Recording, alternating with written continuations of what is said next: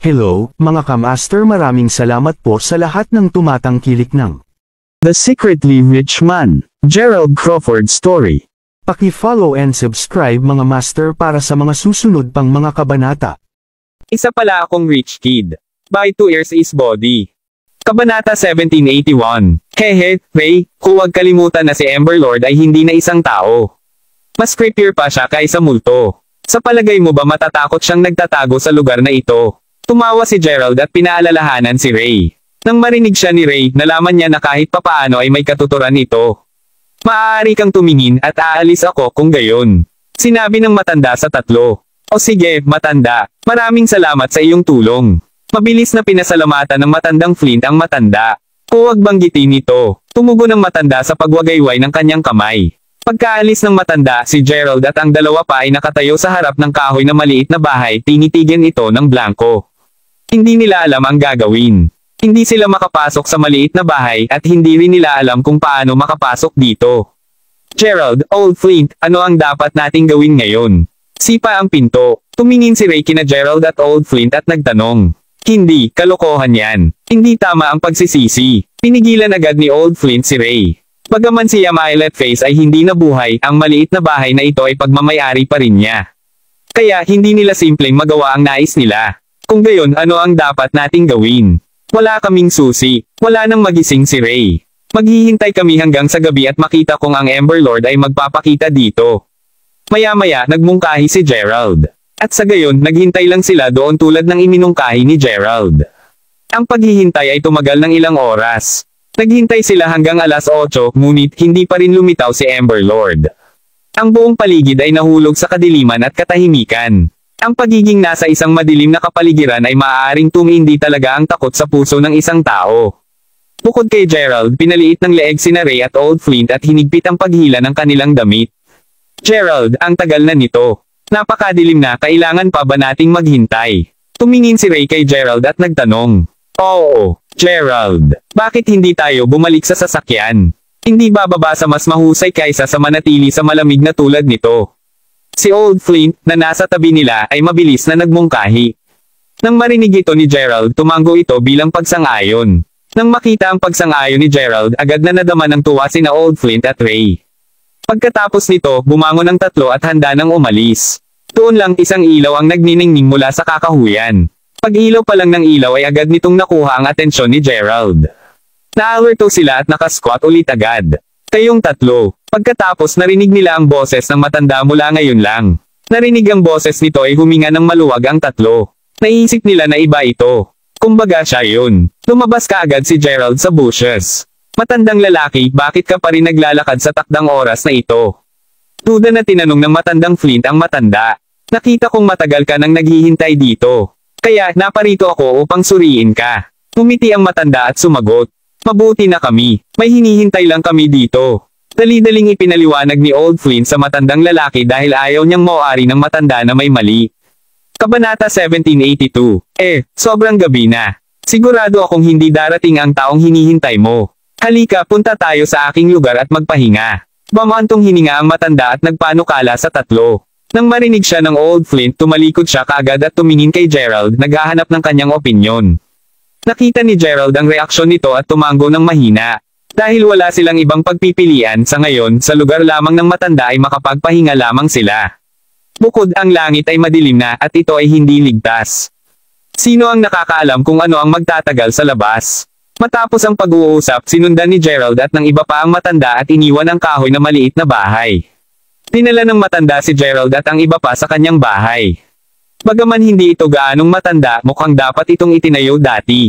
Matandang tao, ikaw lang ba ang natira sa nayon? Kapag nandoon na sila sa bahay ng matandang lalaki, nagtataka na nagtanong si Old Flint.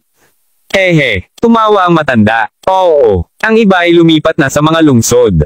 Ako na lang ang natira dito. Pagkatapos niyang chuckled, sumagot siya. Kung gayon, bakit hindi ka lumipat sa lungsod? Hindi ba mas komportable itong manirahan sa lungsod? Patuloy na tanong ni Old Flint. Nako, wala akong kamag-anak o anak. Ayokong manirahan pa rin sa lungsod. Mabuti ang pamumuhay dito. Sanay na akong tumira dito. Wika ng matanda na may mapait na ngiti. Naririnig nila ang walang magawa sa tinig ng matanda. Ang pagkakaroon ng walang miyembro ng pamilya sa isang katandaan ay talagang nakakaawa. Marahil ito ang kapalaran ng matandang ito. Nakatalaga siyang manirahan sa mga bundok sa buong buhay niya. Hindi masama para sa mga nahulog na dahon na bumalik sa kanilang mga ugat. Tama, sino ang hinihintay mo talaga? Tanong ng matanda kay Old Flint. Matandang tao, alam mo bang may apo si Yam Eyelet Face na nagngangalang Emberlord? Pagkatapos ng isang pagpost, tinanong ni Old Flint ang matanda. Nang marinig iyon ng matanda, nagulat siya sandali at pagkatapos ay sinabi niya, oo, kilala ko siya. Pinag-uusapan ng tungkol kay Emberlord, siya ay talagang isang mabuting bata. Siya ang gumastos ng pera upang matulungan akong maitaguyod ulit ang aking bahay. Masunurin siyang bata noon. Minsan, dito siya titira kasama ang kanyang lola. Minsan, pupunta siya sa lugar ko para makipaglaro sa akin. Gayunpaman, pagkamatay ng kanyang lola, hindi na siya nakabalik. Bamantong hininga ang matanda habang nagkukwento. Oh, matandang tao, may nakita ka bang kakaiba kani-kanina lamang? O baka may nangyari sa kahoy na maliit na bahay ng Yam Eyelet Face? Pagkatapos nito, tinanong ni Old Flint ang matanda. Dahil alam ng matandang lalaki si Emberlord, ang bilang na ibinigay sa kanila ng Emberlord ay hindi magiging ganoong kadali. Wala akong narinig. Dadaanan ko ang kahoy na maliit na bahay araw-araw kapag umakyat at bumaba ako ng burol, ngunit hindi pa ako nakarinig ng ingay. Sinabi ng matanda kay Old Flint. Sobrang nagtatanong kayo tungkol dito. Ano ang eksaktong nangyayari dito? Ano ang ginawa ni Emberlord? Naguguluhang tanong ng matanda. Wala yun, matanda. Kaibigan niya kami. Hindi lamang namin siya nakakontak kamakailan lamang kaya nais naming pumunta dito at suriin kung narito siya. Mabilis na gumawa ng palusot si Old Flint upang ipaliwanag ito sa matanda.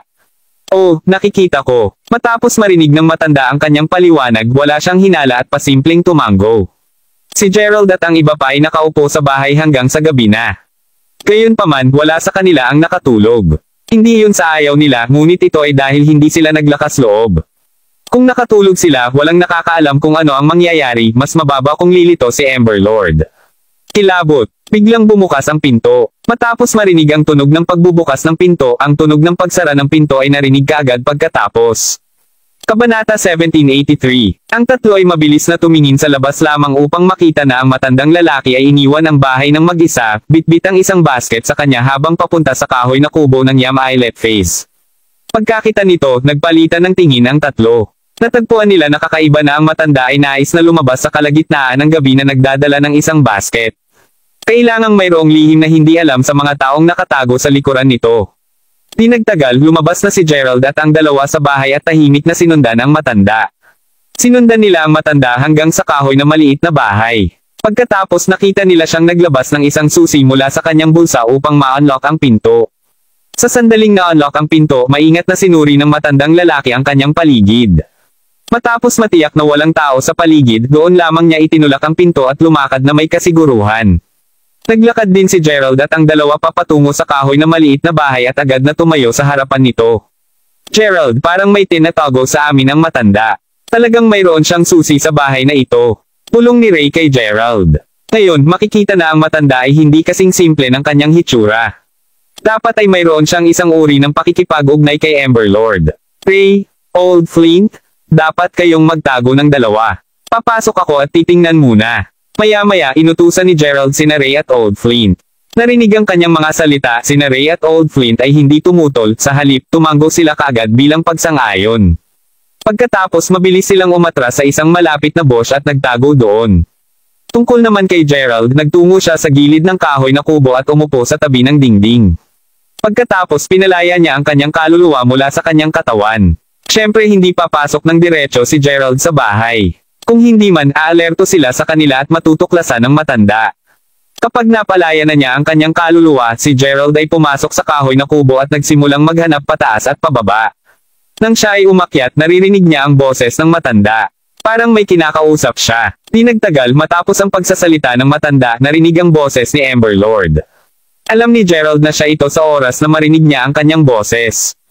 Talagang nakatago si Emberlord sa lugar na ito. Hindi inaasahan ni Gerald na itinago ito ng matandang ito ng maayos at mayroon siyang relasyon kay Emberlord. Emberlord, yung tatlong naghahanap sa iyo ay dapat na naghahanap ng problema sa iyo, tama? Tanong ng matanda. Umupo si Emberlord sa upuan at ngumuso. Gusto akong mahuli ng tatlong iyon. Mukhang ang talino nila upang hanapin ang lugar na ito. Hindi sa matalino kami, ngunit ikaw ang nagbigay sa amin ng bakas, Emberlord. Sa sandaling natapos ang pagsasalita ni Amber Lord, ang boses ni Gerald ay tumunog sa silid. Pagkatapos lumitaw si Gerald sa harap ni Amber Lord at ng matanda. Gerald Crawford. Sa paningin ni Gerald, galit na galit si Amber Lord. Galit na sigaw niya at sinisingil si Gerald, nais na punitin si Gerald. Mabilis na nag-react si Gerald at sinipa palayo si Amber Lord. Ngayon, dahil half phantom din si Gerald, hindi siya natakot kay Amber Lord. Ang lahat ay dapat na natapos ngayon. Amber Lord, hindi kita papayagang makatakas ka ulit ngayon. Tumingin si Gerald kay Amber Lord at sinabing. Pagkasabi nito, itinapon ni Gerald ang soul chain sa kanyang kamay. Ang soul chain ay lumipad patungo kay Amber Lord at mahigpit siyang pinagapos. Siyempre, hindi ganoon kadali harapin ang Amber Lord. Nagmorph siya sa isang itim na miasma at nag-charge kay Gerald. Tinawag ni Gerald ang kanyang Astro Beast Sword ng mabilis at nagpadala ng isang talam ng espiritu patungo kay Amber Lord. Nang makita ito ng matanda, tumakbo siya pasulong at inihagis ang sarili sa harap ng itim na miasma, ayaw na hayaang masaktan ng talam ng espiritu ni Gerald si Amber Lord. Swish! Tumaan ang talam ng espiritu sa katawan ng matanda. Kabanata 1784. Kasabay nito, ang itim na miasma ng Amber Lord ay nakabalot sa matanda. Di nagtagal, sinipsip ng itim na miasma ang kaluluwa at lakas ng matanda, na direktang ginawang isang tuyong bangkay ang matanda. Laking gulat nito kay Amber Lord. Hindi niya inaasahan na ganito ang kalalabasan. Bukod dito, hindi niya inaasahan na haad lang talaga ng matandang lalaki ang atake mula kay Gerald para sa kanya. Amber Lord, pinatay mo ulit ang isa pang inosenteng tao. Galit na sigaw ni Gerald kay Amber Lord. Nasabi iyon, nagpa siya si Gerald na gamitin ang kanyang ipinagbabawal na pamamaraan upang tuluyang sirain ang Amber Lord. Sa sandaling ito, lubos na nawala ng malay si Amber Lord. Tumayo siya doon nang hindi gumagalaw, halos parang nawala na ang kanyang kaluluwa. Libo-libong diskarte sa pagkawasak ng sekta. Sigaw ni Gerald at itinapon ang Astro Beast Sword sa kanyang kamay ng direkta kay Amber Lord. Nang tumusok ang espada sa katawan ni Amber Lord, agad itong naglabas ng isang maliwanag na ilaw at tuluyang nilamon si Amber Lord. Arg! Sigaw ni Amber Lord. Ang sumunod na segundo, si Amber Lord ay naging abo. Sa wakas, tinanggal ni Gerald si Amber Lord. Sa wakas, ginantihan ni Gerald ang mga nayo ng Moonset Village. Nang marinig nila ang kaguluhan sa cottage na kahoy, sumugod si Old Flint kasama si Ray at dumiretso sa ikalawang palapag. Nang makita nila ang tuyong bangkay ng matanda at isang tumpok na abo, laking gulat nila. Ito, ano ang nangyayari dito? Hindi nila nakita si Gerald kahit saan.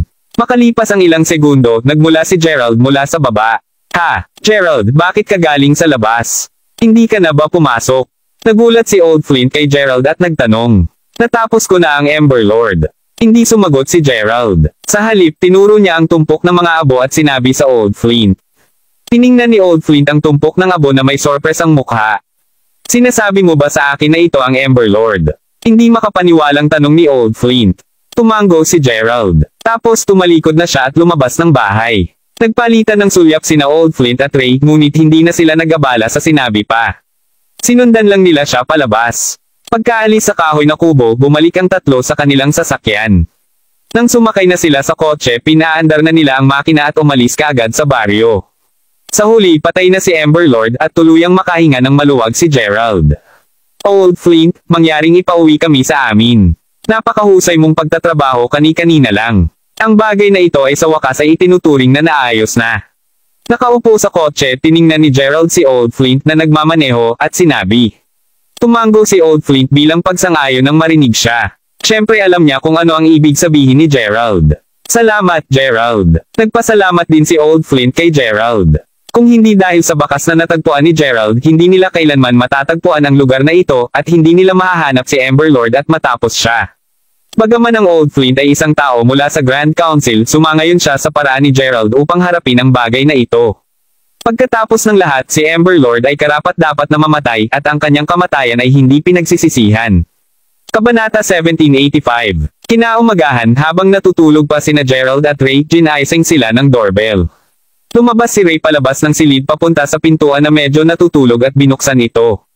Nang mabuksan ang pinto, nakita niya ang ilang mga lalaking naka-uniforme na nakatayo sa labas. Sa nakikita ng logo sa kanilang mga uniforme, alam niya na sila ay mula sa Grand Council. Excuse me, nandito ba sina G. Gerald Crawford at G. Ray Layton? Ang isa sa mga inspector ay pumasok sa bahay at nagtanong. Tumango si Ray at sumagot, ako si Ray. Ano ito? Alisin mo siya. Kapag narinig niya ang mga salita ni Ray, iniutos ng inspector ang kanyang mga tauhan at kaagad, lumapit ang dalawang inspector at hinawakan ang mga braso ni Ray, kinaila siya palabas. Hoy, anong ginagawa mo? Sigaw agad ni Ray. Ang gulo ay nagising kina Gerald, Juno at Nori. Mabilis silang nakalabas ng kanilang mga silid.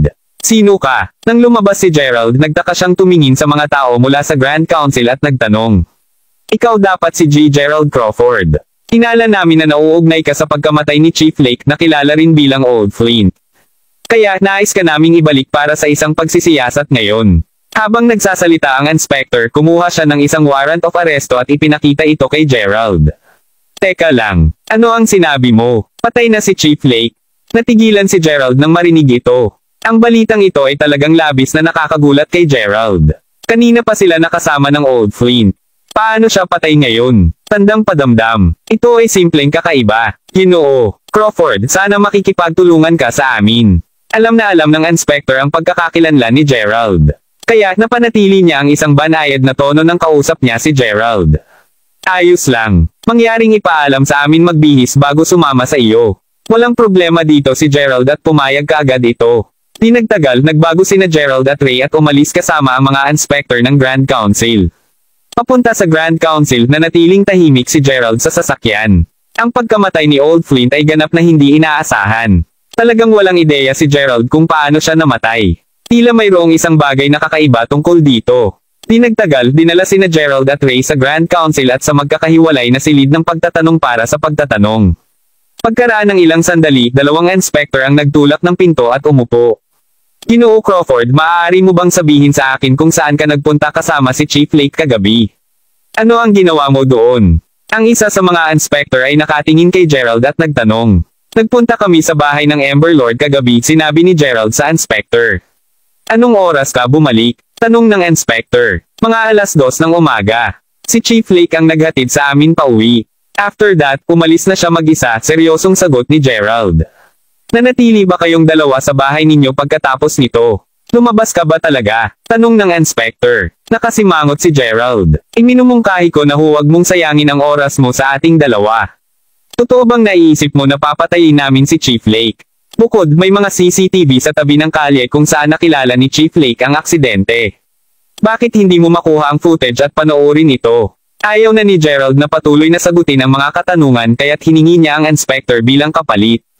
Narinig ang mga salita ni Gerald, walang imak ang inspector. Sa totoo lang, may katuturan ang sinabi lang ni Gerald. Sa totoo lang, dinala nila pabalik sina Gerald at Ray para lang maunawaan ang sitwasyon. Walang ebidensya ang nagpakita na sina Gerald at Ray ang pumatay sa Old Flint. Gayunpaman, bukod sa kanilang dalawa, ang Old Flint ay walang anumang pakikipag-ugnay sa ibang mga tao. Kabanata 1786. Napanood talaga nila ang kuha ng CCTV. Nang nangyari ang aksidente, walang tao at walang ibang sasakyan sa paligid. Bukod dito, ang Old Flint lamang ang nasa kanyang sasakyan. Kaya't nangangahulugan iyon na ang sitwasyon ng matugunan ng Old Flint ang aksidente ay kakaiba. Sa kuha, ang kotse ng Old Flint ay simpleng lumaktaw at gamulong nang walang kontrol sa sarili nitong bigla. Pinalaya lang sina Gerald at Ray sa hapon. Sumakay sila ng taxi pabalik sa opisina nang makaalis na sila sa Grand Council. Sa daan pabalik, tiningnan ni Ray si Gerald na may isang sobrang puzzled na tingin at tinanong, Gerald, ano sa palagay mo ang pagkamatay ni Old Flint? Paano siya namatay? Napakalibingan ang mukha ni Gerald. Hindi rin siya sigurado tungkol dito. Gayunpaman, natitiyak niya na ang insidente ay tiyak na hindi ganoon kadali.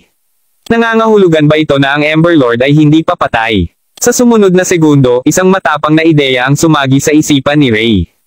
Nadama ni Gerald na ang posibilidad ng haka-haka na ito ay napakaliit. Pagkatapos ng lahat, si Ember Lord ay namatay sa harap ng kanyang mga mata. Paano pa siya nabubuhay? Balik muna tayo. Baka aksidente lang talaga, sinabi ni Gerald kay Ray. Hindi nagtagal, nakarating sila muli sa opisina. Gerald, Ray, bumalik na kayong dalawa. Ayos ka lang. Nang makita silang bumalik, nagmadali si Juno at nagtanong sa kanila sa pag-aalala.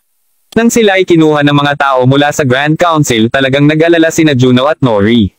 Ngunit ngayon, nakikita silang bumalik na ligtas at maayos, guminhawa sila. Mabuti na kami. Nagpunta lang kami doon upang tumulong sa pagsisiyasat. Ngumiti ng marahan si Gerald at ipinaliwanag kay Juno. Nga pala, nahanap na ba ninyo ang Ember Lord sa oras na ito? Inabot ni Juno ang isang basong tubig kay Gerald at tinanong. Kinuha ni Gerald ang tubig at humigop. Sumagot siya, natagpuan namin siya at pinatay ko siya. Narinig ito, agad na nakaramdam ng kaginhawaan si Juno, nakikita na ang nakamamatay na halimaw ay sa wakas ay napuksa. Ngunit paano ang pagkamatay ni Old Flint? Ngayon ko lang nakita ang balita, sinasabing napakakaiba ng kanyang pagkamatay. Mukhang hindi ito sanhi ng isang tao. Kagad pagkatapos nagtataka ulit si Juno at nagtanong. Hindi ako sigurado tungkol doon. Nang bumalik kami kagabi, ayos pa rin ang Old Flint. Walang espesyal na nangyari sa daan. Ani Gerald na may malungkot na mukha. Lahat ng nangyari ay naramdaman na hindi komportable ang mga tao. Buntong hininga. Bamantong hininga si Juno nang marinig ang sinabi ni Gerald. Kakatok, kakatok, kakatok. Sa sandaling iyon may kumatok sa pintuan ng opisina. Ray, puntahan mo kung sino ito. Nang marinig ito ni Gerald, sinabi niya kay Ray na sagutin ang pinto. Tumayo si Ray at naglakad papunta sa pintuan, nakita ko lang ang isang delivery boy na nakatayo sa labas. Binuksan niya ang pinto at lumabas. Hello, nakatira ba dito si G. Gerald Crawford? Mayroong isang parsela para sa kanya. Sabi ng delivery boy kay Ray na nakangiti ang mukha. Oo, sumagot agad si Ray at pumirma para sa parcel. Gerald, mayroong isang parsela para sa iyo. Sinabi ni Ray kay Gerald nang bumalik siya.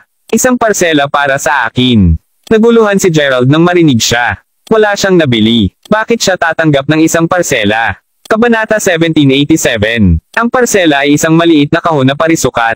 Marahang inalog ni Gerald ang kahon, ngunit walang tunog na nagmula sa kahon. Tingnan natin kung sino ang nagpadala sa iyo. Si Juno na nakaupo sa gilid ay pinapaalala kay Gerald. Mabilis na sinuri ni Gerald ang impormasyon sa nagpadala. Bukod sa kanyang pangalan at address, walang impormasyon tungkol sa nagpadala. Napatulala si Gerald at ang iba pa sa kanilang nakikita. Sino ang maaaring nagpadala kay Gerald ng parsela? Ano ang eksaktong nasa parsela? Hindi nagmamadali si Gerald upang buksan ang parsela. Pakiramdam niya ay may problema dito. Siguro, ito ay isang pamamaraan. Umatras kayong lahat, sinabi ni Gerald sa kanyang mga kaibigan. Narinig ang sinabi ni Gerald, tumayo agad si Ray at ang mga dalaga at umatras. Tinampot ni Gerald ang isang maliit na kutsilyo at hinaampas ang kahon na bukas na may sobrang katumpakan. Kapag naslash ang kahon, bumukas ang talukap ng mata. Maingat na tiningnan ni Gerald ang kahon. Matapos matiyak na ligtas ito, doon lamang siya nakaginhawa at sinenyasan niya ang kanyang mga kaibigan na sumulong. Naglakad ang tatlo papunta kay Gerald at tumabi sa kanya minsan pa. Gerald, ano nga ba ang nasa kahon? Nagtataka na tanong ni Ray. Ibinaba ni Gerald ang maliit na kutsilyo. Pagkatapos kinuha niya ang kahon at binuksan ito. Mayroon lamang isang lila na sobre sa kahon. Ito ay isang lila na sobre muli. Nang makita ni Ray ang sobre, nagtaka siya ng may pagtataka. Ang mga lilang envelope ay patuloy na lilito noong buhay pa si Amber Lord. Ngayong patay na siya, hindi nila inaasahan na lilito muli ito. Gerald, hindi na ba patay si Amber Lord? Bakit lumilitaw muli ang lila na sobre na ito? Tanong ni Ray kay Gerald, nakatingin sa kanya na hindi makapaniwala. Siniksik din ni Gerald ang kilay. Napakaseryoso niya. Naisip niya na ang pangyayaring ito ay tiyak na hindi simple, na parang ang lahat ay hindi pa natatapos. Halika, pumunta tayo sa kumpanya ng Surir. Maya-maya pa ay nabawi ang pakiramdam ni Gerald at iminungkahi kay Ray. Pagkatapos umalis si Gerald sa opisina kasama si Ray at nagtungo sa kumpanya ng Surir. Nais niyang malaman kung sino ang nagpadala sa kanya ng parcel. Makalipas ang ilang sandali, nakarating sila sa kumpanya ng Surir. Nang makapasok na sila sa opisina, sinimulang hanapin ni Gerald ang person in charge. Hello, may I know who sent me this parcel? Inabot ni Gerald ang box sa person in charge at tinanong. Nang kunin ng person in charge ang parcel, sinabi niya ang isang bagay na ikinagulat ni Gerald at Ray. Ang kahon ng Surir na ito ay hindi kahon ng Surir ng aming kumpanya, at ang packaging ay hindi rin. Sinabi niya sa dalawa, ano, hindi ba ito ang kahon ng Surir ng iyong kumpanya? Paanong nangyari ta? Tandang padamdam. Malinaw na naihatid ito ng isang delivery boy mula sa iyong kumpanya ngayon lang. Sinabi agad ni Ray sa person in charge. Nang makita na tumanggi sina Gerald at Ray na maniwala sa kanya, dinala sila ng tagapamahala sa kanyang tanggapan. Tingnan mo, ito ang karaniwang kahon ng Surir at pag-iimpake ng aming kumpanya. Kaya ang kahon na ito ay talagang hindi mula sa aming kumpanya. Ang manlalaro ay itinuro sa mga kahon at ipinaliwanag sa kanila. Ngayon, tuluyan ng naguluhan sina Gerald at Ray. Kung ang parsela ay hindi mula sa kumpanyang ito, saan ito nagmula? Maaari ko bang makilala ang delivery boy na nagpadala sa amin ng kahon ngayon lang? Pagkatapos nag-propose si Gerald sa person in charge. Sige, walang problema. Nakatulong ang manugang at agad itong sumang-ayon. Hindi nagtagal tinawag niya ang delivery boy para kina Gerald at Ray. Ray, siya ba ang isa? Kabanata 1788. Tiningnan ni Gerald ang delivery boy at tinanong si Ray. Oo, tama, Gerald. Siya ang nagpadala ng parsela. Marihing tumango si Ray at sinabi. Anong mayroon bang anumang problema, misters? Ang batang lalaki ng paghahatid na nakatayo sa harap nila ay nagtataka na hindi alam ang nangyayari. Tatanungin kita, ang parsela na ito ay naihatid mo ngayon lamang. Saan mo ito nakuha? Napatingin si Gerald sa delivery boy at tinanong siya. Kinuha ng delivery boy ang kahon mula kay Gerald at tiningnan. Tama iyan. Ako ang naghatid ng parsela. Nagtataka din ako kung bakit may pangalan at address ng tatanggap lamang sa parsela at iba ang balot. Tinanong ko ito tungkol sa halos isang araw, ngunit walang nag-abala na sagutin ako kaya maihatid ko lamang ito alinsunod sa address. Inamin ng delivery boy na siya ang naghatid ng parsela, ngunit siya mismo ay hindi alam kung sino ang nagpadala. Nang marinig ito, nagpalitan ng tingin sina Gerald at Ray.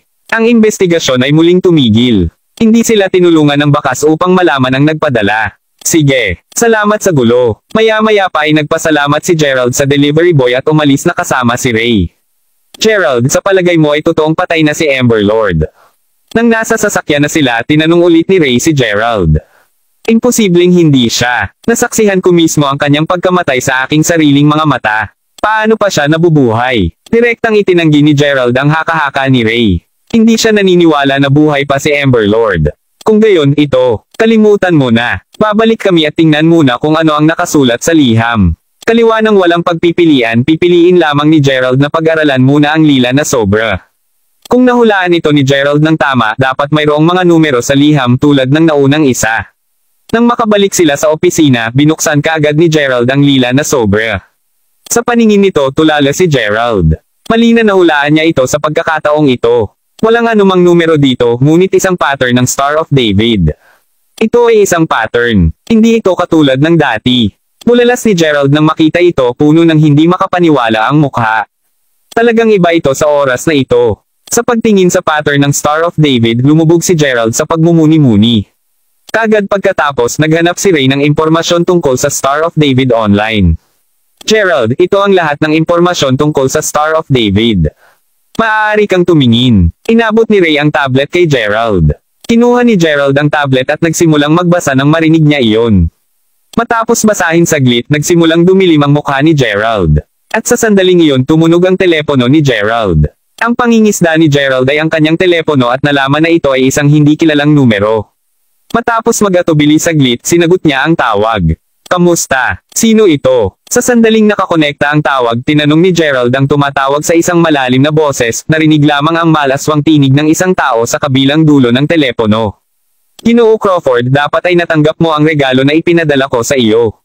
Nang marinig ni Gerald ang boses niya, kumunot ang noo niya. Sino ka? Tanong ni Gerald sa lalaking nasa kabilang dulo ng telepono. Hehe, huwag kang kabahan. Ako ay isang walang tao na nais na makipaglaro sa iyo. Tumawa ng masama ang lalaki at sinabi kay Gerald nang hindi sinabi kay Gerald ang kanyang pagkakakilanlan. Paglaro. Wala akong oras upang makipaglaro sa iyo. Kung sinusubukan mong maglaro ng isang kalokohan paumanhin, mayroon kang maling tao. Malamig nang umuso si Gerald nang marinig ang sinabi ng lalaki.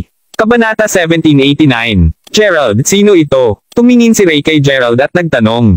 Hindi ko alam. Ito ay isang tao. Siya ang nagpadala ng liham at sinabi niya sa akin na nais niyang makipaglaro sa akin. Siya ay mani. Walang magawa na sinabi ni Gerald. Anong oras na at gusto mo pa siyang makipaglaro? Ayaw guluhin ni Gerald tungkol dito. Talagang ginawa silang medyo balisa sa puntong naisip nila na si Amber Lord at hindi siya namatay. Tungkol sa pagkakakilanlan ng lalaking ito, hindi interesado si Gerald na malaman ang tungkol dito. Matapos marinig ang sinabi ni Gerald, hindi na nagtanong pa ang tatlo. Naramdaman nila na baka isang kalokohan lang ito. Gayunpaman, ang lahat ay hindi kasing simple ng naisip ni Gerald. Sa araw na iyon, inilabas ni Gerald si Ray upang bumili ng ilang mga grocery. Matagal na silang hindi nakapahinga ng maayos. Kaya nagpasya silang bumili ng ilang masarap na pagkain at magluto ng masarap na pagkain ng magkakasama.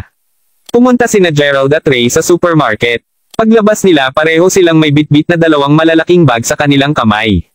Boom! Bigla, isang malakas na pagsabog ang narinig. Ang epekto ng pagsabog ay napakalakas na ang buong paligid ay inalog. Ang baso ng hindi mabilang na mga kotse at tindahan ay nabasag ng pagsabog. Tungkol naman kina Gerald at Ray, itinapon sila sa lupa ng lakas. Ang lahat sa kanilang mga kamay ay nakakalat sa buong lugar. Tama iyan. Isang sasakyang hindi kalayuan sa kanila ang sumabog. Gerald, ang sasakyan natin.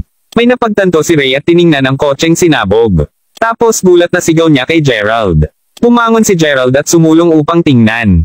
Sa paningin nito, sigurado na kotse niya iyon. Sa sandaling iyon, ang kotse ay ganap na nawasak, nasusunog pa rin sa napakalaking apoy.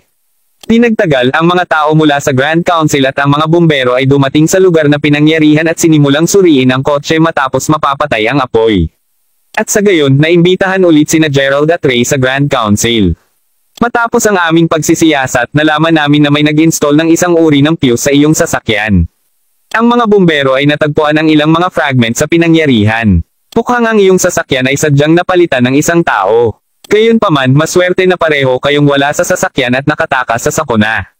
Isang inspector ang pumasok kasama ang mga dokumento at ipinaliwanag kina Gerald at Ray.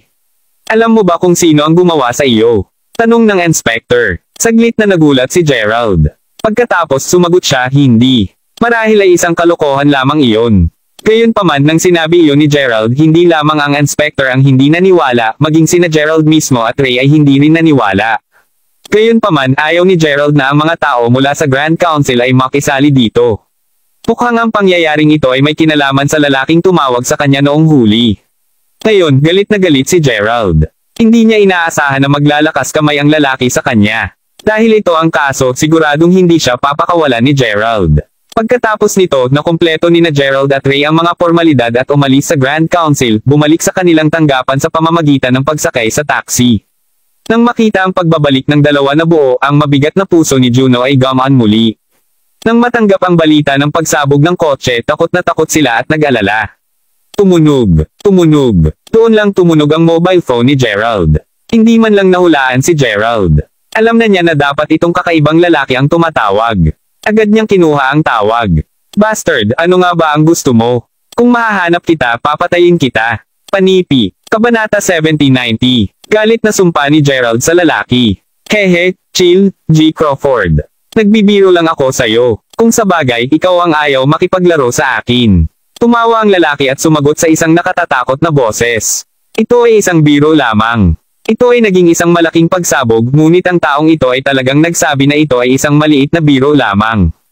Binibaliw talaga nito si Gerald. Ano nga ba ang nais mong maglaro? Kuminahon si Gerald sa sarili at tinanong ang lalaki sa telepono. Hehe, G. Crawford, alam ko ang iyong kakayahan at labis akong humanga sa iyong lakas. Kaya ikaw lang ang makakapaglaro sa akin. Naaalala mo pa ba ang lilang sulat? Mayroong isang pattern ng Star of David sa papel. Kinakatawan ng pattern ng bawat magkakaibang lugar at magkakaibang bagay ang magaganap sa bawat lugar. Maaaring ito ay isang tao o isang bagay at ang lahat ay nakasalalay sa iyo upang tuklasin mo ito mismo. Tama, dahil ito ay isang laro, dapat mayroong isang panalo at pagkatalo. Kung manalo ka, bibigyan kita ng address upang may save ang isang tao upang makapunta ka at may save siya. Siyempre, kung talo ka, mamamatay lang ang tao. Ipinaliwanag ng kakaibang lalaki ang mga patakaran ng laro kay Gerald. Ikaw bastard. Paano kung hindi ako sang-ayon dito? Galit na sigaw ulit ni Gerald. Ha, ha, ha. G. Crawford, marahil ay naramdaman mo ang lakas ng pagsabog. Kung hindi mo ako nilalaro, hindi ko magagarantiyahan kung saan magaganap ang susunod na pagsabog. At mananagot ka sa pagkamatay ng mga taong iyon dahil ikaw ang sanhi ng kanilang pagkamatay. Nang marinig ng kakatuwang lalaki ang sinabi ni Gerald, tumawa siya nang sumagot. Okay, G. Crawford. Ang pagpapasya ay iyo. Mayroong isa pang liham para sa iyo bukas ng umaga. Maaari kang magpasya kung nais mong makipaglaro sa akin o hindi.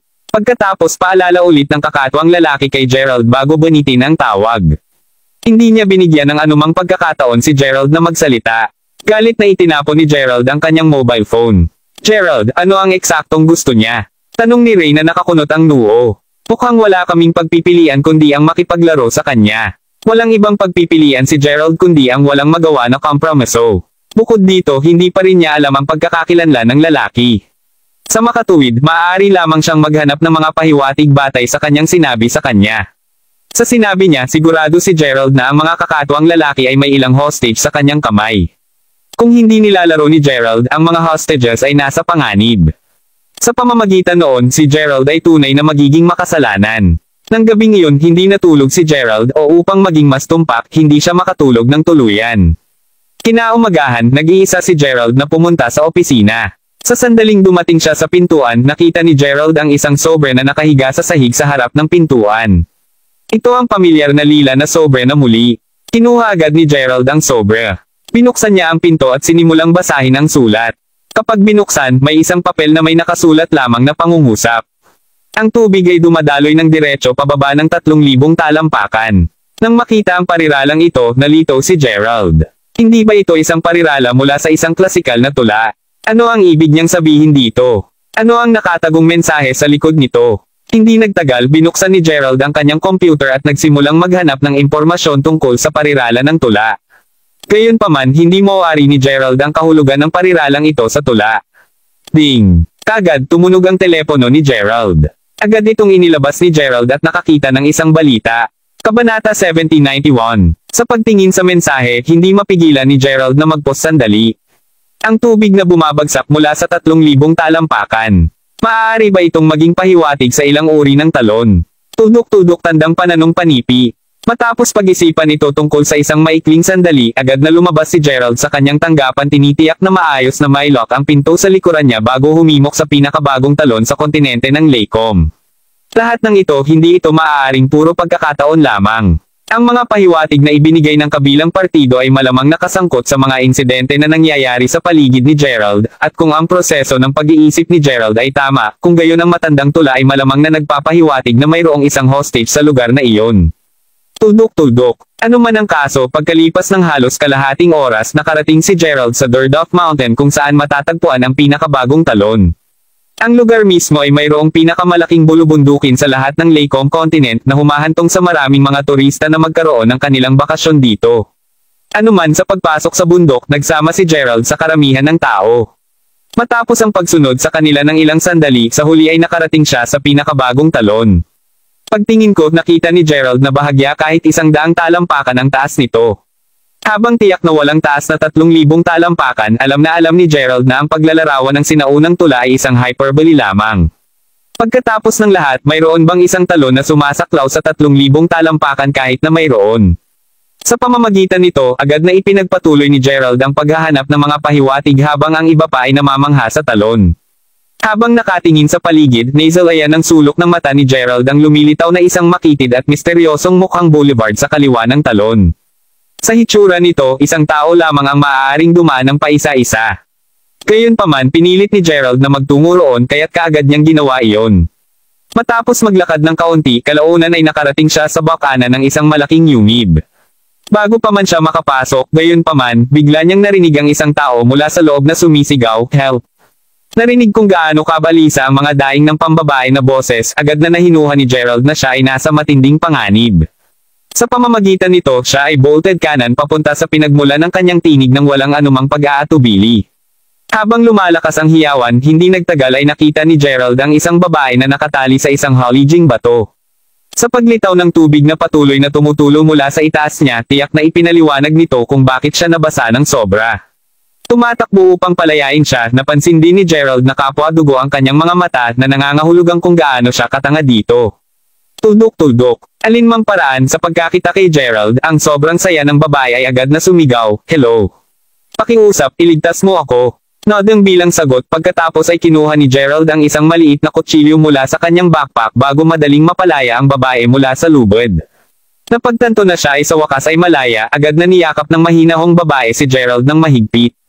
Hindi man lang nag-flick mula doon, hindi pinalo ni Gerald ang palumpong at agad na tinanong, "Ligtas ka na ngayon?" "Anuman, maaari kong malaman kung hanggang kailan ka na-trap dito, miss?" Narinig iyon, umiling ang babae bago sumagot. "Iyon. Hindi ako masyadong sigurado, sa totoo lang. Ang natatandaan ko ay natulog ako ng walang malay ng isang tao habang papauwi ako kagabi." Tuldok-tuldok. Pagkagising ko, ako ay dito. Nang marinig iyon, agad na kumunat ang noo ni Gerald bago nagtanong, "Kita ko. Bago ka ma-knockout, sigurado ka bang hindi ka nakakakita ng anumang mga kakatuwang sitwasyon sa iyong pag-uwi?" Napailing ulit siya at medyo naguluhan kung bakit siya tinanong ng lahat ng ito, sumagot naman ang babae, "Hindi naman. Pagkatapos ng lahat palagi akong nakakakuha ng trabaho sa bandang 8.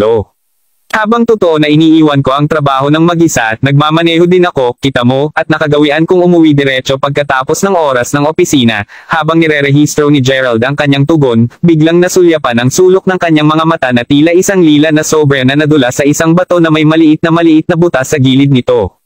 Tuldok-tuldok. Nakataas ang isang bahagyang kilay pagkatapos ay lumakad at kinuha ito. Ha! Isang sobra. Ungol ng naguguluhan na babae. Ano man ang kaso, ligtas ka ngayon, miss. Kahit na kailangan kong iulat ang nangyari sa iyo sa Grand Council.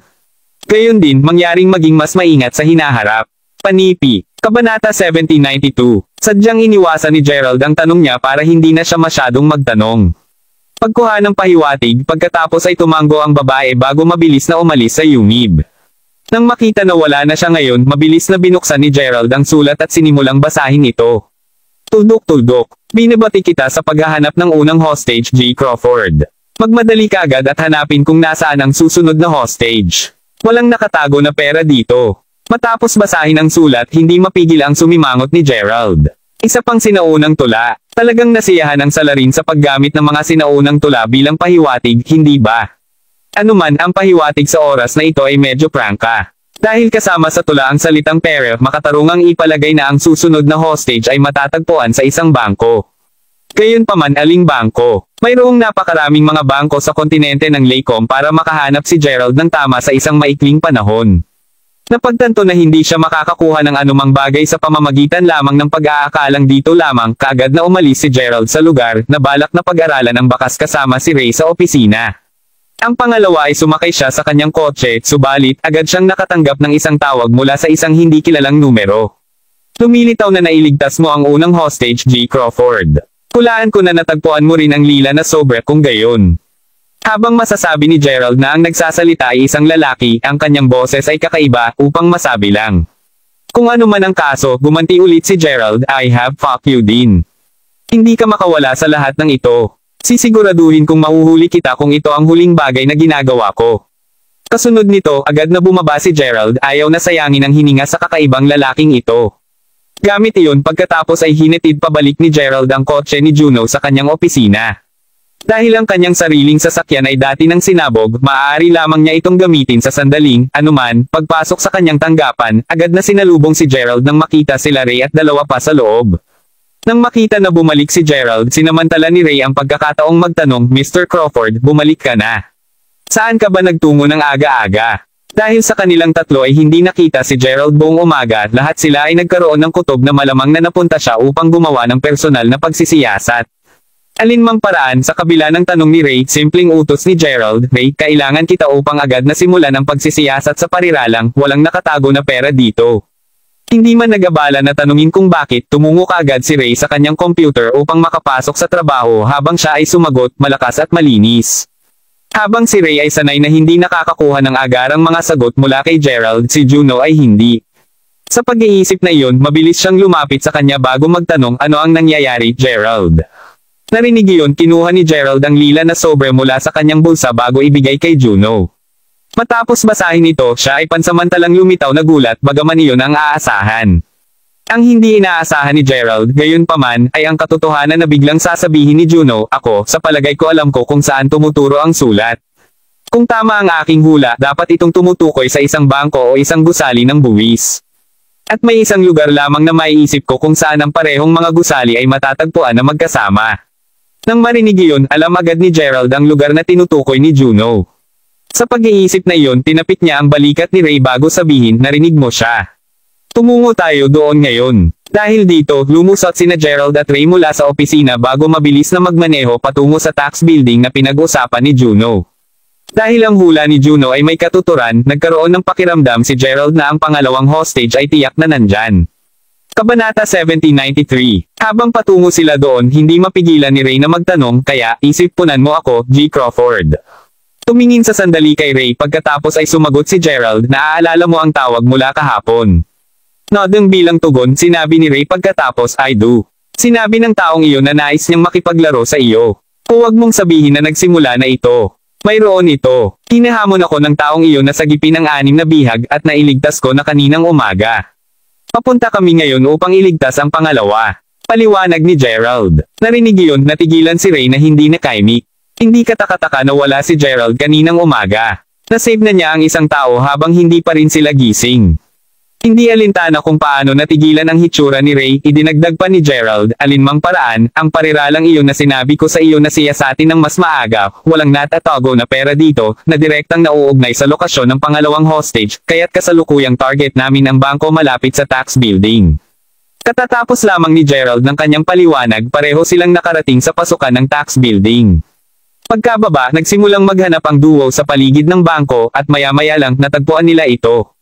Gayunpaman, dahil katapusan ng linggo, ang bangko ay sarado, at ang pansariling bangko lamang sa paglilingkod, sa gilid, ang nanatiling bukas. Sarado, ha? Ano ang dapat nating gawin ngayon, G. Crawford? Pulong ni Ray habang nakatingin kay Gerald. Sigurado akong inaasahan ng salarin ang pagsasara ng bangko ngayon din. Sa pag-iisip na iyon, ang pangalawang hostage ay dapat nasa loob ng nag-iisang bahagi ng pagpapatakbo ng isang bangko sa isang katapusan ng linggo, iyon ay ang self-service bank. Sigaw ng duo ng sabay.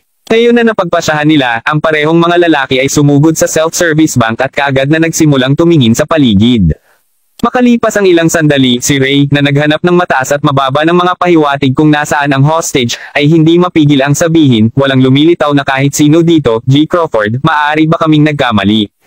Negatibo. Sigurado akong tama ang hula ni Juno. Sagot ni Gerald na walang pag-aalangan. Tiyak na nandito ang hostage. Hindi lang nila nakita ang mga ito. Sa kabutihang palad dahil walang masyadong mga tao sa paligid dahil sa ito ay sa katapusan ng linggo, matapos ang duo ay tumahimik sandali, nakarinig sila ng mahina na mga katok na tunog na nagmumula sa likuran nila. Paglingon niya tiningnan ni Ray ang kanyang tainga bago turo ang isa sa mga ATM machine at sumisigaw, galing ito sa pangatlong ATM, G. Crawford. Nodding bilang kasunduan pareho silang nagmadali papunta sa makina. Tuldok-tuldok. Habang si Gerald ay naglupasay at nagsimulang mag-imbestiga sa ATM, ang duo ay nahuli ng bahagya nang marinig nila ang isang boses na nagmumula sa lugar kung saan karaniwang isusuka ang kanilang mga card. Ang tinig mismo ay pambabae, at ito ay tumatawag sa isang mahinang boses, "Help! Please!" Narinig iyon, agad na sumigaw si Ray, natagpuan namin ang pangalawang hostage. Dumating talaga kami sa tamang lugar. Sa katunayan, ngunit masyadong maaga upang ipagdiwang. Tumawag ka sa Grand Council, Ray. Sabihin sa kanila na magpadala ng mga tao upang buksan ang makina na ito. Utos ni Gerald. Roger yan. Sagot ni Ray habang mabilis niyang pinangisda ang kanyang telepono at nagsimulang tawagan ang Grand Council. Kabanata 1794. Makalipas ang kalahating oras, ang mga taong ipinadala ng Grand Council ay makikita na nagmamadali kasama ang ilang kawani ng bangko, lahat sila ay mukhang balisa. Pagkatapos ng lahat, tiyak na nakakagulat upang malaman na ang isang tao ay nakalock sa loob ng isang ATM machine. Matapos ang halos 10 minuto pa rin ng pagbubukas ng ATM, sa wakas ay napakita nila kung ano ang nasa loob, tulad ng paghihinuhan ni na Gerald at Ray, talagang may isang babaeng nakulong sa loob. Upang mas maging kagulat-gulat ang mga bagay, isa siya sa mga tauhan ng bangko. Anuman kapag ang babae ay nagmamadali na ipinadala sa ospital, ang mga ipinadala ng Grand Council ay nagsimulang siyasatin ang eksena. Mula sa kung ano ang maaari nilang tipunin, ang takip sa likuran ng makina ay sadyang hinangin ng mahigpit ng salarin. Tuldok-tuldok. Sa kanilang pagpapatuloy na pagsisiyasat, ang isa sa mga supervisor ay kumuha ng isang lila na sobre mula sa loob ng makina habang tinanong niya, Isang sulat. Narinig iyon kaagad na kinuha ni Gerald sa kanya. Mismo ang supervisor ay walang pagsisikap na pigilan siya. Pagkatapos ng lahat, naging sikat si Gerald sa mga nasa Grand Council na ipinaliwanag kung bakit alam niya kung sino si Gerald at kung bakit mas alam niya kaysa makialam sa negosyo ng kabataan. Sa anumang kaso na may sulat na ngayon sa kanyang kamay, pagkatapos ay inakay ni Gerald si Ray pabalik sa kotse. Pagdating sa loob, binuksan kaagad ni Gerald ang sobre, ngunit sa halip na isang mensahe, ang tanging bagay sa loob ay isang kulay rosas na hairpin. Tuldok-tuldok. Isang hairpin. Ungol ni Gerald habang nakataas ang isang kilay. Ito ay bago. Mayroon bang talagang pangangailangan na gumawa ng isang malaking pagbabago sa kung paano mo ibibigay ang iyong mga pahiwatig? Napaisip si Gerald sa sarili. Habang ang dalawang ulo ay tiyak na mas mahusay kaysa sa isa, alinman sa kanila ay hindi malaman kung ano ang deal sa hairpin. Dahil dito, sumuko ang duo sa ilang sandali at nagpas siyang bumalik muna sa opisina. Marahil ay malalaman ng mga kababaihan ang tungkol sa mga hairpins kaysa sa kanila, at mabuti na lang nasa tabi nila sina Juno at Irsa.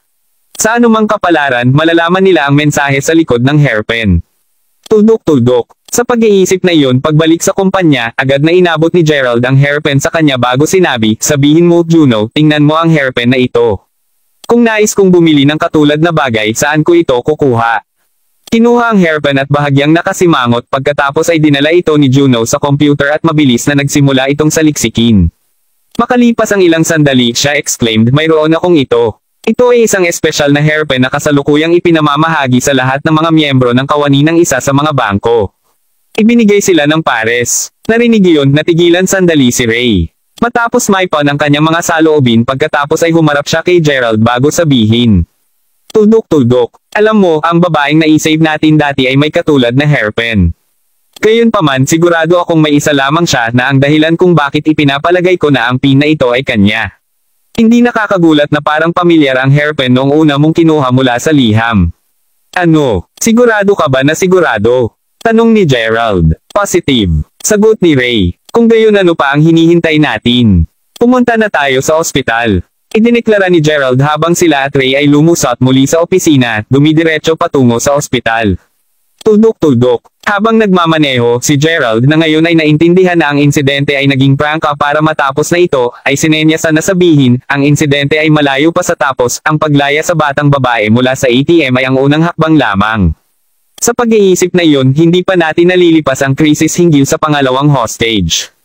Kalimutan ng pangatlong hostage, hindi pa nila natatapos ang pag-save ng pangalawa. Ano man, ngayon na sigurado na si Gerald na hindi pa tapos ang insidente, alam niya na kailangan niyang protektahan ang pangalawang hostage sa lahat ng gastos. Nakikita ko, gaano karumal-dumal ang kalaban natin. To think na lokohin niya tayo ng ganito. Ungol ni Ray. Alinmang paraan, dumating sa ospital ang duo. Matapos mabilis na magtanong tungkol sa babae, napagtanto nilang umalis na siya sa ospital hindi pa matagal na ang nakalipas. Kabanata 1795. Narinig iyon si Gerald at Ray ay tumakbo palabas ng ospital, inaasahan na maabyutan ang babae. Habang sila ay sumugod, ang duo ay salamat na huminto sa tamang oras upang maiwasan na masagasaan ng isang mabilis na itim na kotse. Saan ka natutunan magmaneho, bastard? Kunot ang noo ni Ray habang nakatingin habang nakaturo sa itim na kotse. Sa kabilang banda, si Gerald ay higit na interesado sa lilang liham na lumipad mula sa sasakyan at nakahiga na sa lupa. Mabilis na pagbubukas nito, pagkatapos ay basahin ni Gerald ang liham. Ang pangalawang laro ay opisyal na nagsimula. Iyon bastard. Ungol ni Gerald habang kinukulit ang sulat, alam na huli na ang isang hakbang. Dahil ang sobra ay nagmula sa itim na kotse na iyon, walang alinlangan ang kotse ang susi. Sa ngayon, hindi pa oras upang maawa sa sarili. Sa pamamagitan nito, nagsimulang tumakbo si Gerald papunta sa kanilang sasakyan habang sumisigaw, bilisan mo, Ray. Kailangan nating ituloy ang mga ito. Sa sandaling ang dalawa sa kanila ay nasa loob, tinadyakan ni Gerald ang accelerador, pinapunta ang sasakyan sa paglungga. Dahil ang itim na kotse ay matagal nang nawala, ang bilis lamang ni Gerald sa direksyon na huli niyang nakita. Sa kasamaang palad, kahit na pinabilis ni Gerald ang lahat ng mga paraan, sapat na madaling panahon, naintindihan niya na nawala sa kanya ang itim na kotse ng mabuti. Sa pag-iisip ng parehong bagay, sinenyasan si Ray na tanungin. Tuldok-tuldok. Ano ang dapat nating gawin ngayon, G. Crawford? Ni alinman sa kanila ay hindi alam kung paano magpatuloy dahil ang salarin ay palaging isang hakbang na nauna sa kanila.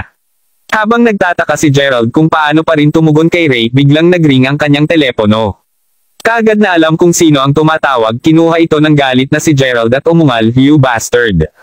Kung ano ang impyerno ang gusto mong. Nagloloko ka ba sa akin? Natatawang baliw, ang tumawag pagkatapos ay nanunuya, hindi na kalmado, G. Crawford. Hindi style mo ang maging manik na ta. Huwag masyadong mag-smog. Tiyak na huhuli kita. Inisya ni Gerald. Maging bisita kita. Kung maaari mo, iyon ay. Ano man, magkita tayo sa Mono Observation Deck sa 7 ngayong gabi. Kung hindi ka pupunta, mabuti, ang babaeng ito ay hindi mabubuhay ng mas matagal. Kinutya ang lalaki bago isinabat ang telepono. Ang Mono Observation Deck ay isang platform ng pagtingin sa Laycomb Continent na bukas lamang sa gabi. Mula doon makikita ng isa ang buong kontinente.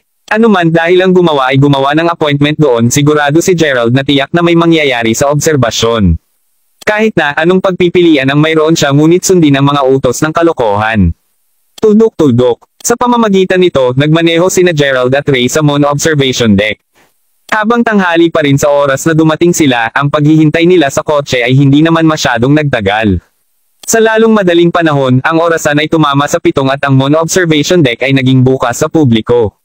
Sa pag-iisip na iyon, bahagya itong tumagal ng ilang minuto para sa buong lugar na mapak sa mga tao. Lahat ay dumating upang tamasahin ang night view mula sa sikat na deck ng pagmamasid, well, lahat maliban kina Gerald at Ray. Narito sila upang may save ang isang tao. Alinmang paraan, ngayong bukas na ang deck ng pagmamasid, ang duo ay bumaba sa kanilang sasakyan at agad na sinimulang hanapin ang babaeng iyon. Sa kanilang pagkabigo, gaano man sila tumingin, wala silang makitang anumang mga bakas sa kanya. Panipi tuldok. Maaari bang maglaro muli sa amin ang B***star na iyon? Haka-haka ni Ray na may kunot na noo sa mukha. Nang marinig iyon, walang sagot si Gerald. Gayunpaman, ilang sandali lamang matapos mapansin ni Gerald ang pagkakaroon ng isang medyo kakaibang lugar. Kuminto sandali, sinabi ni Gerald na, sumama ka sa akin. May lead na yata ako. Sa pamamagitan nito, nagsimulang tumakbo si Ray pagkatapos kay Gerald na umikot na patungo sa lugar na iyon. Kabanata 1796. Sa madaling panahon, dumating ang duo sa kung ano ang tila isang nasuspine na platform. Tumingin sa itaas at nakaturo rito, sumigaw si Gerald ng sa taas. Paglingon ni Ray, nagulat siya nang makita ang buhok ng isang babaeng nakasabit sa gilid ng platform. Hindi kinailangan ng isang henyo upang malaman na ang babaeng nakahiga doon ay walang iba kundi ang kawani ng bangko na North Avenue nila dati mula sa ATM machine. Upang makuha agad-kaagad pagkatapos na mailabas mula sa ospital. Tuldok. Ano ang isang kapuspalad na babae? Sa sandaling iyon, kapwa sila napansin na ang isang figure ay nakatingin sa kanila mula sa ilang mga rock quarry formation sa malapit. Nang makita iyon, iniutos ni Gerald na pumunta ka at iligtas ang babaeng iyon, Ray. Binabato ko ang taong iyon. Kasunod nito, dumiretso si Gerald para sa figure at naniniwala na siya talaga ang may kasalanan sa likod ng lahat ng ito. Habang siya ay mabilis na nakuha sa tumatakas na tao ngayon, hindi mapigilan ng nabigong si Gerald na sumigaw, kuminto ka sa pagtakbo, duwag ka. Nagulat si Gerald, ginawa ng lalaki ang sinabi ni Gerald. Matapos ang kanyang biglaang pagtigil, ang lalaki pagkatapos ay dahan-daang lumingon upang tumingin kay Gerald na tumigil din sa kanyang mga landas bago sinabi sa isang malaswang tinig, kaya, sa wakas ay nagkikita tayo, G. Crawford. Panipi, tuldok. Who the hell are you? Ungol ni Gerald habang nakatingin sa mga lalaki. Isa lang ako na malapit ng mamatay. Sagot ng lalaki habang dahan-dahan niyang inilusad ang kanyang hood upang ibunyag ang kanyang mukha. Tuldok. Para lamang sa natigilan ngayon na si Gerald upang mapagtanto na ang tao ay walang mukha. Blanco, makinis at maputi, ang walang ekspresyon na tao ay kinakatakutan ng sinumang ordinaryong tao sa punto na nahimete. Sa kabutihang palad, si Gerald ay hindi isang ordinaryong tao. Ikaw, hindi ka tao, di ba? Sigaw ni Gerald habang nakatitig sa walang mukha na lalaki. Na hindi ako, kahit na ang naaangkop sa iyo din hindi. Gayunpaman, hindi katulad mo na kalahating aswang lang, ako ay isang tunay na patay na namatay na nalulunod. Pang-iinis ng kakaibang lalaki. Panipi tuldok. O sige, kaya, bakit mo ako hinanap noon? Tanong ni Gerald na ngayon ay higit na nalilito sa anupaman. Makinig ka, ang pangalan ko ay Yorick Berland at nalunod ako sa isang ilog 3 taon na ang nakakalipas. Ang lumunod sa akin ay walang iba kundi ang chairman ng Amber Lord Group, ang Amber Lord mismo. Ano man matapos malaman na pinatay mo ang Amber Lord, hindi ko lang ito napagtagumpayan kung kaya't hinahanap kita. Idineklara na Yorick. Ngayon na naiintindihan na ang taong ito ay dumating na naghahanap para sa kanya para sa pagpatay sa Amber Lord, pagkatapos ay sumagot si Gerald. Tuldok. Hindi matatapos. Hindi ako sigurado kung ano ang proseso ng iyong pag-iisip, ngunit hindi mo ba ako dapat pinasalamatan ngayon? Kung sa bagay, teknikal na pinaghigantihan kita sa pamamagitan ng pagpatay sa kanya. Katahimikan. Dapat ay namatay siya sa aking mga kamay. Nasira mo lahat. Umungol si Yorick na halos hysterically. Narinig iyon, agad na nasabi ni Gerald kung gaano kalalim ang kanyang pagkamuhi sa Amber Lord. Sa pag-iisip na si Yorick ay magiging atubili na pakawalan siya kahit na pagkamatay ng Amber Lord, kaya anuman ang kaso, patay na siya.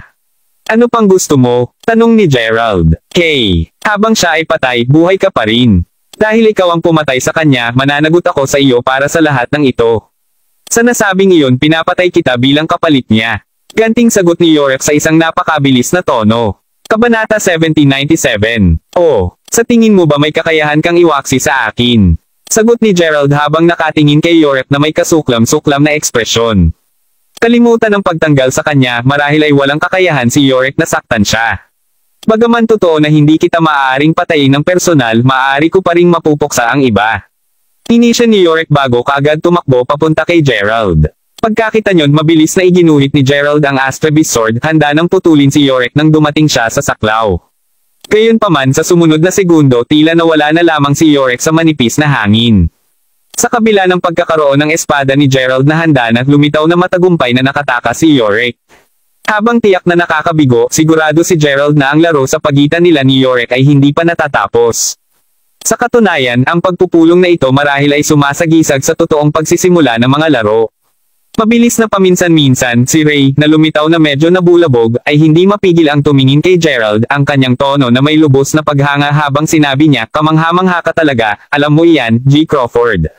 Ako ba? Sagot ni Gerald sa isang mahinang tono. Upang ipaliwanag kung ano ang humantong sa pagpapalitan ng mga salita, balikan natin noong unang nag-regroup muli si Gerald kasama si Ray sa parkingen ng kotse.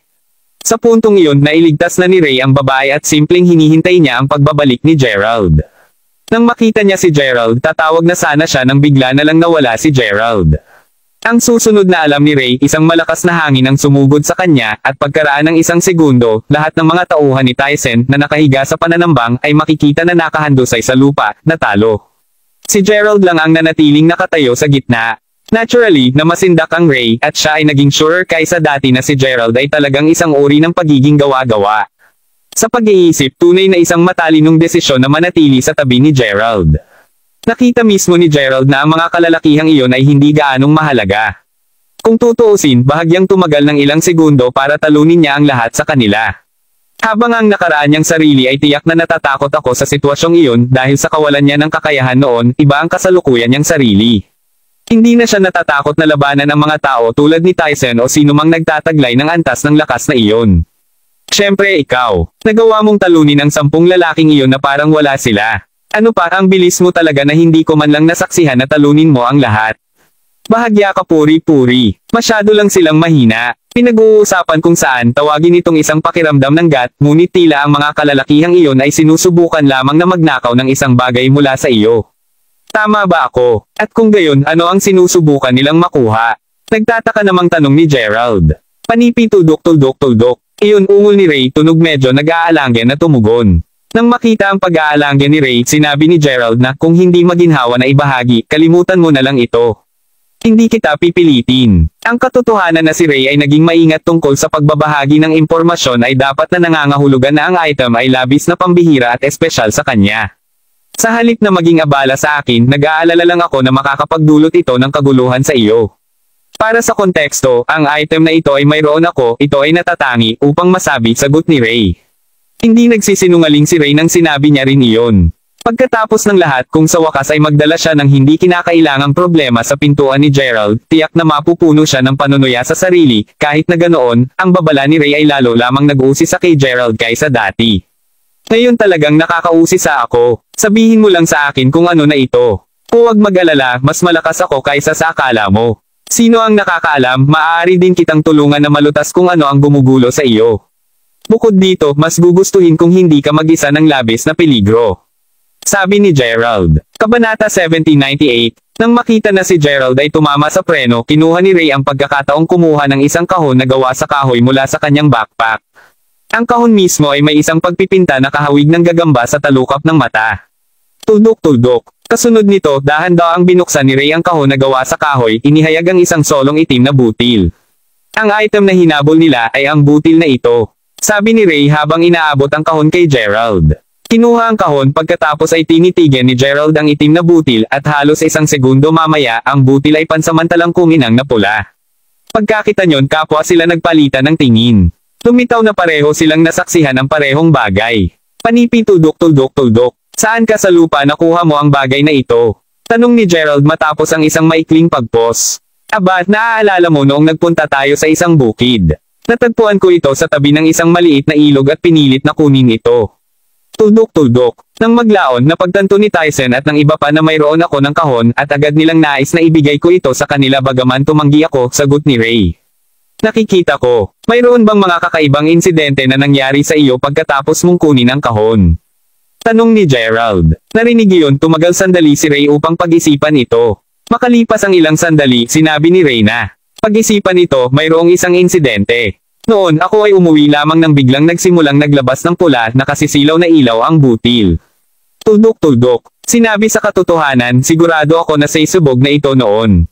Gayunpaman ang ilaw ay malabo pagkatapos nito at ang butil ay hindi kumilos ng kakatwa mula panang.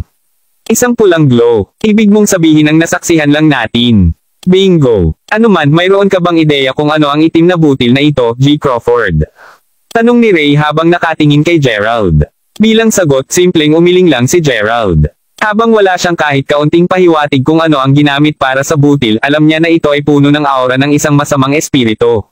Sa pag-iisip na iyon, ang bid ay tiyak na masamang balita. Sa pag-iisip na iyon, matapos na mas matagal pa tiningnan ang butil pagkatapos ay isinara ni Gerald ang kahon na gawa sa kahoy bago ibalik ito kay Ray. Hawakan mo muna ito, Ray. Kapag nakabalik na tayo sa opisina, may titingnan ako dito. Sa anumang swerte, malalaman namin ang higit pa tungkol sa kasaysayan nito. Sabi ni Gerald sa isang nakasisiglang tono. Nodding bilang tugon pagkatapos ay sumagot si Ray, malakas at malinaw, G. Crawford. Matapos matiyak na ang kahon ay ligtas na naibalik sa backpack ni Ray pagkatapos ay muling pinaandar ni Gerald ang makina ng kotse bago dumiretso sa opisina. Tuldok-tuldok. Pagbalik nakita ng duo na inihanda na ni Juno ang lahat para sa paglalakbay. Nag-impake na ako ng lahat ng kagamitang kakailanganin natin, Gerald. Handa na kaming umalis. Iniulat ni Juno. Napakahusay. Darating na tayo bukas ng madaling araw. Pagdedeklara ni Gerald nang humarap siya pareho kina Juno at Ray. Panipi tuldok-tuldok-tuldok. Kaya kung pipilitin mo, sagot ni Ray, na nararamdaman kung gaano ang pag-aalala ng tunay na Gerald sa kanya. Sa pamamagitan nito, maririnig ang isang maikling pag-screen ng mga gulong. Kabanata 1799. Kopyahin iyan. Sagot nilang dalawa. Dahil pupunta sila sa pakikipagsapalaran na halos bulag, lahat silang tatlo ay walang ideya kung anong mga kaguluhan ang aasahan. Sa pag-iisip na iyon, ang tanging magagawa lamang nila ay maghanda ng iba't ibang mga taktika at kagamitan sa pag-asa na papayagan silang maghanda ng sapat upang harapin ang mga sitwasyong sa paglaon ay napag-alaman nila. Gayunpaman, kasama si Gerald, walang alinlangang nakaramdam ng katiyakan sina Juno at Ray. Kung sa bagay, alam ng duo na hindi papayag si Gerald na may mangyari sa kanila. Anuman, lahat silang tatlo ay nakabukas ng maaga sa gabing iyon. Pagkatapos ng lahat, nagsisimula na sila sa isang bagong pakikipagsapalaran kinabukasan kaya't kailangan nilang makapagpahinga ng maayos at maging maayos ang kalagayan. Alas 8 ng susunod na umaga, tiningnan pa ng trio ang mapa ni Gerald na ibinigay sa kanila ng Old Flint bago sumakay sa kanilang sasakyan at magmaneho patungong Sunset Village. Mula sa kanilang panimulang punto, tatagal ng humigit kumulang na 2 araw bago sila makarating doon. Sa pag-iisip na iyon, bubugol nila ang 2 buong araw sa daan. Habang si Gerald ay mabilis na nagmamaneho sa kahabaan ng highway, si Juno, na nakaupo sa shotgun seat, ay pinalipas ang oras sa pagbabasa ng isang librong pinamagatang, Yin at Yang Theory, na hiniram niya mula sa bahay ni Ray. Ilang sandali pa nang isara ni Juno sandali ang libro. At ito rin ay noong napagtanto niya ang isang bagay. Panipi tuldok-tuldok-tuldok. Sabihin, hindi tinukoy ng libro kung sino ang may akda. Ungol ni Juno. Napagtanto ko din yun. Nagtataka ako kung nakalimutan lamang nilang idagdag ang pangalan ng may akda habang inilalathala ito, sagot ni Ray na maliwanag na napagtanto na mas maaga pa kahit na hindi niya ito partikular na kapansin-pansin. Nakalimutan. Ang mga nasabing libro ay kailangang sumailalim sa mahigpit na pagsusuri. Kung wala ang pangalan ng may akda, ang libro ay hindi may publish sa unang lugar. Hindi bababa sa hindi legal. Sagot ni Juno. Kaya, mayroon ding kaso ng may akda ng libro na isang espesyal na tao. Sa pag-iisip na iyon, madali nang malampasan ng may akda ang pangangailangan na isulat ang kanilang pangalan sa pabalat upang may publish. Sinabi ni Gerald, inilalagay ang kanyang 2 sentimo. Panipi tuldok-tuldok-tuldok. Kapag inilagay mo ito sa ganoong paraan, may katuturan ito. Sagot ni Juno bilang pagsang-ayon. Pa rin. Kung ang may akda ay tunay na espesyal, kung gayon hindi ba ginagawang espesyal din ang aklat? Bakit nila papipiliing may publish ito noon? Sabi ni Ray sa naguguluhang tono. Isang wastong tanong. Pa rin, isang naipublish na libro na may isang mahiwagang may akda. Nagtataka ako kung ang aklat ay mayroong anumang mga lihim dito. Ungol ni Juno. Panipi tuldok-tuldok-tuldok. Pinag-uusapan kung alin, may binanggit ba ang libro tungkol sa token ng demonic blood? Mula sa demonyong dugo ng dugo. Tanong ni Gerald. Narinig iyon, sinimulang buksan ni Juno ang mga pahina. At makalipas ang ilang sandali, napagtanto niya na may mga pagbanggit ng token. Mayroong. Maliwanag, ang token ng demonic blood ay isang banal na artifact ng demonic blood clan. Maaari itong magamit upang mamuno sa lahat ng mga aswang at espiritu. Sagot ni Juno. Nang marinig iyon, bahagyang tumango si Gerald. Tulad ng nangyari, totoo ang sinabi sa kanya ng Old Flint. Panipi tuldok. Sabihin, pupunta ba kami sa Sunset Village para sa token ng demonic blood? Tuldok tandang pananong Panipi. Tinanong ni Ray kung sino ang mukhang may nahuli sa kung ano. Nilainggan din ni Juno si Gerald nang marinig iyon. Kami talaga. Pupunta kami sa pinakapambabae na lugar upang hanapin ang teritoryo ng Demonic Blood Clan. Sa anumang swerte, sa wakas makakakuha kami ng token ng demonyong dugo. Sagot ni Gerald na walang pag-aatubili man. Dahil lahat silang tatlo ay nasa sama na ito, nahanap ni Gerald ang kaunting dahilan upang maitago ang gayong mahalagang impormasyon.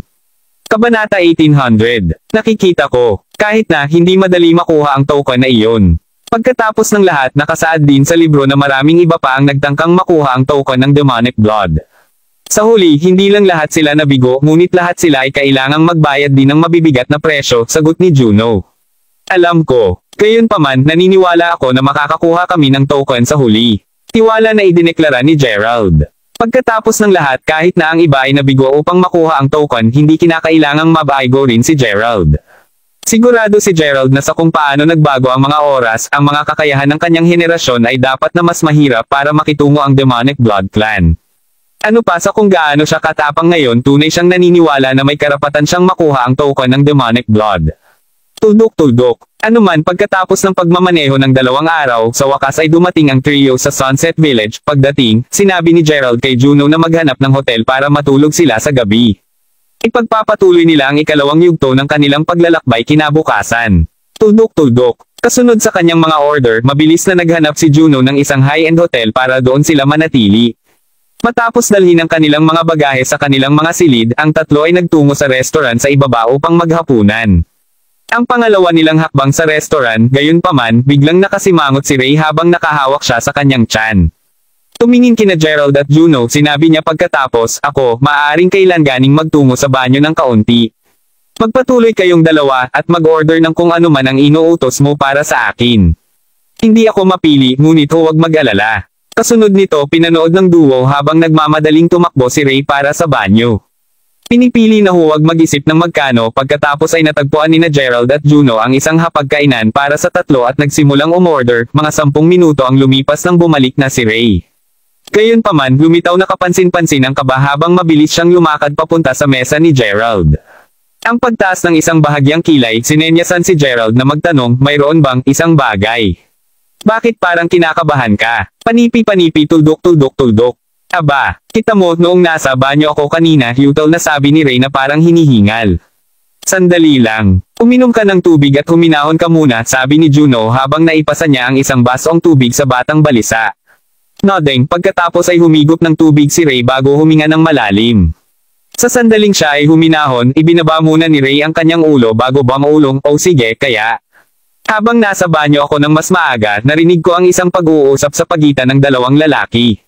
Tuldok. Mula sa naipundar ko, narito sila para sa Demonic Blood Clan katulad din natin. Narinig iyon, pareho ni na Gerald at Juno kaagad na nagsimulang tumingin sa paligid upang makita kung may nakarinig man doon. Kapag nasiguro na nila na walang taong malapit sa kanila, bumalik sila sa harapan ni Ray. Panipi, tuldok. Sigurado ka ba na hindi ka nakakarinig ng mali, Ray? Tanong ni Gerald na may seryosong tono. 100%.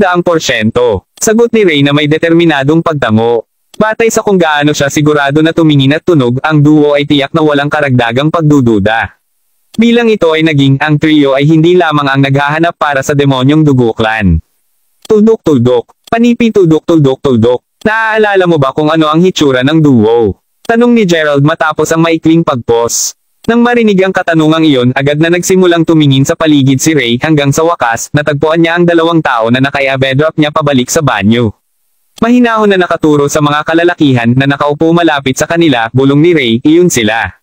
Paglingon ko kung saan nakaturo si Ray, nakita ni Gerald ang 4 na itim na nakasuot na lalaki na nakaupo sa paligid ng isang hapagkainan. Kahit na malayo, masasabi na niya na hindi ito mabubuting tao. Maraming salamat mga kamaster sa walang sawang pagsusubaybay, isang like, share, and subscribe naman dyan mga kamaster. Abangan ang susunod pang mga kabanata.